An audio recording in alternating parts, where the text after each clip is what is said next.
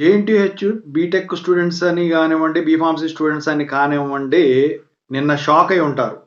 ఎందుకంటే, credit based detention అనేది implement చేయడం జరిగింది. డిటెన్షన్ లిస్ట్ కాలేజెస్‌కి పంపించడం జరిగింది. అయితే ఇప్పుడు ఇవాళ ఆదివారం గాబట్టి, నాకు తెలిసి 29 నుంచి దసరా సెలవులు గాబట్టి, అంటే ఇవాళ 28దో తారీఖు. రేపటి నుంచి దసరా సెలవులు గాబట్టి, మరి మీకు లిస్ట్ గనక వాట్సాప్ గ్రూపులు ఉంటే పెడతారు. వాట్సాప్ గ్రూపులు లేకపోతే చేసేదేం లేదు. కాలేజీకి పోయి తెలుసుకోవాల్సిందే. అది గూడా మీకు నాకు తెలిసి మెసేజ్‌లు ఏమన్నా మీ హెచ్ఓడి చేయటం చేస్తారు. మెసేజ్‌లు గూడా గాదు. ఫోన్ కాల్సే చేస్తారు.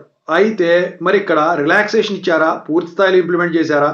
అసలు మళ్ళీ ఏమన్నా తీసేదానికి ఛాన్స్ ఉంటుందా? అని చెప్పి స్టూడెంట్స్ అడుగుతా ఉన్నారు. అసలు ఎన్ని క్రెడిట్స్ కావాలి? ఈ R22 వాళ్ళకే గదా! ఫైనల్ ఇయర్‌లో ఉన్న వాళ్ళు అంటే R18 వాళ్ళు, థర్డ్ ఇయర్ నుంచి ఫోర్త్ ఇయర్‌కెళ్ళే వాళ్ళు R22 వాళ్ళు. వాళ్ళకి గూడా క్రెడిట్స్ రిక్వైర్మెంట్ అడుగుతూ ఉన్నారు. అయితే ఇక్కడ మీరు గమనించాల్సింది ఒకటుంది. ఇంతకుముందు వచ్చేసరికి మధ్యలో వీళ్ళు డిటెన్షన్ అనేది చేయలేదు. రిలాక్సేషన్ కొన్నిసార్లు ఇచ్చారు. పోయిన సంవత్సరం పూర్తిగా ఎత్తేసారు. అసలు క్రెడిట్ బేస్డ్ డిటెన్షన్ చెయ్యము అని చెప్పేసి చెప్పారు గానీ, ఎప్పటివరకు అని అనలేదని నేను అప్పుడే చెప్పాను. ఈ 1 ఇయర్ ఉంటుందేమో మరి అని. అంతకుముందు కూడా కొత్త అకాడమిక్ ఇయర్ స్టార్ట్ అయింది. డిటైన్ చేస్తే చేయొచ్చు అని చెప్పేసి చెప్పాను. వీడియో చేశాను. చాలా మంది చూసుకున్నారు. అయితే ఇప్పుడు ఎన్ని క్రెడిట్స్ కావాలి? దాని గురించి అబ్బాయి ముందైతే ఇంతవరకు ఈ ఛానల్ సబ్స్క్రైబ్ చేసుకున్న వాళ్ళు సబ్స్క్రైబ్ చేసుకొని ఈ వీడియో లైక్ చేసి షేర్ చేయండి. మీకేమైనా డౌట్స్ ఉంటే కాల్ మీ 4 ద్వారా కాల్ చేయండి. Telugu engineering education Telegram channel join అవ్వండి. ఈ వీడియోకి హైప్ ఇవ్వండి ఖచ్చితంగా అయితే మీకు ఉపయోగపడుతుందేమో షేర్ చేసుకున్నా కూడా.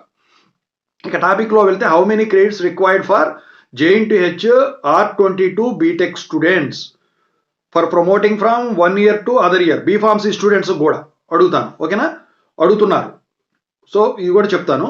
So first of all let's speak about JNTUH pharmacy. So B Pharmacy students R22 regulation batch in order to get promote from first year to second year, that means 1-2 to 2-1, there is no credit requirement.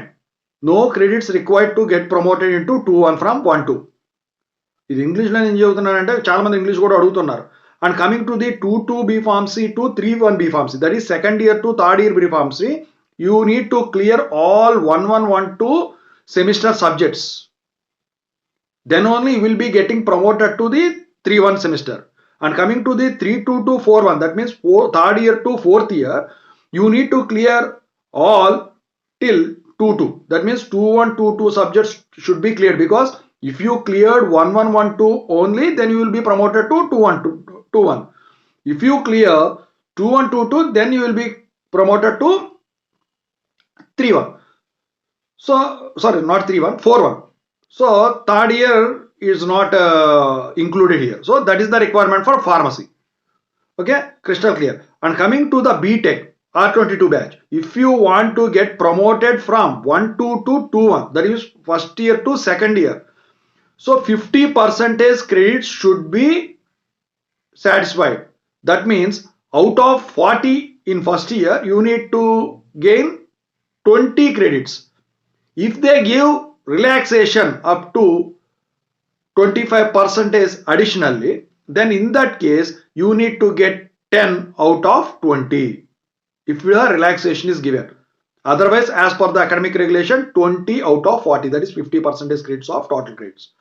And from 2-2 BTech to 3-1 BTech, you need to gain 60% credits. That means out of 80 credits, you need to gain 48 if relaxation is not given.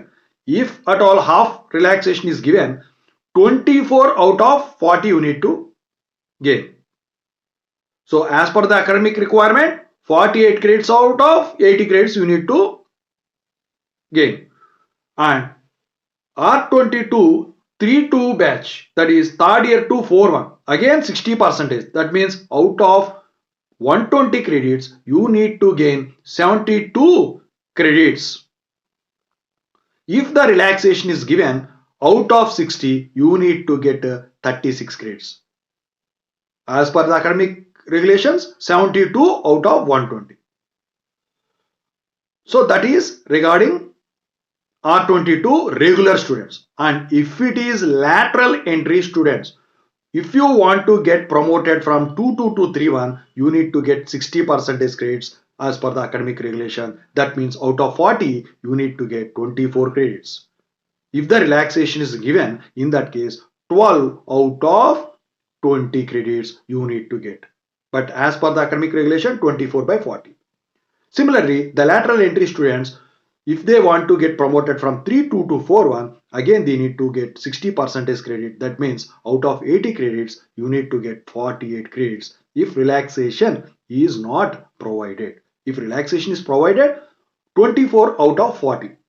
But as per the academic regulation, 48 out of 80 credits. So think carefully and choose how many credits you got. So దీని ప్రకారం మీరు తెలుసుకోండి, మీకు relaxation ఇచ్చారా, relaxation ఇవ్వలేదా. ఖచ్చితంగా అయితే comment చేయండి, మీకు ఈ క్రెడిట్స్ సరిపోయినాయా సరిపోలేదా. ఇప్పుడు మీకు రెండు రకాలుగా చెప్పాను, ఫార్మసీకి అంతా ఒకటే ఉంటుంది అనుకోండి. ఇక బీటెక్ వాళ్ళకి వచ్చేసరికి రెండు రకాలుగా చెప్పాను, రెగ్యులర్ వాళ్ళకి చెప్పాను, లేటరల్ ఎంట్రీ వాళ్ళకి చెప్పాను, అన్ని ఇయర్స్కి చెప్పాను. R22 వాళ్ళకి మాత్రమే, R18 లేదు కదా, ఫైనల్ ఇయర్కి వచ్చేసారు కదా, అయిపోయింది కదా.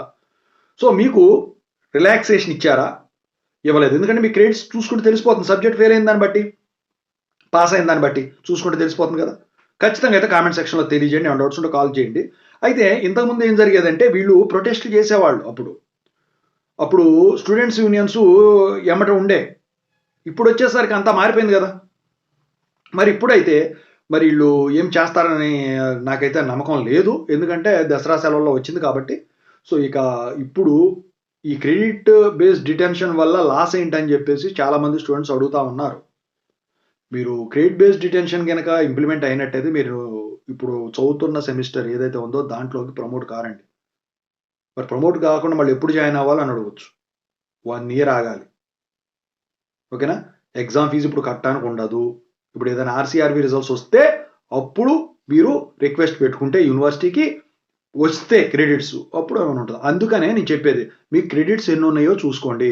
వీళ్ళు రిలాక్సేషన్ ఇచ్చారా, పూర్తి స్థాయిలో ఇంప్లిమెంట్ చేశారా అని చెప్పేసి మీరు డిసైడ్ చేసుకోవాలి, ఓకేనా. సో మీలో ఎంతమందికి డిటెన్షన్ లిస్ట్లో పేరు వచ్చింది, ఎంతమందికి ప్రమోషన్ లిస్టు వచ్చింది, సో ఖచ్చితంగా అయితే తెలియజేయండి, ఓకేనా.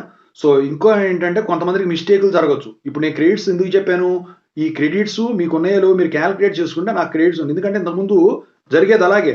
సో నాకు క్రెడిట్స్ తగ్గినాయండి అని చెప్పేసి ఫోన్ చేసి కామెంట్ చేసేవాళ్ళు ఉండేవాళ్ళు.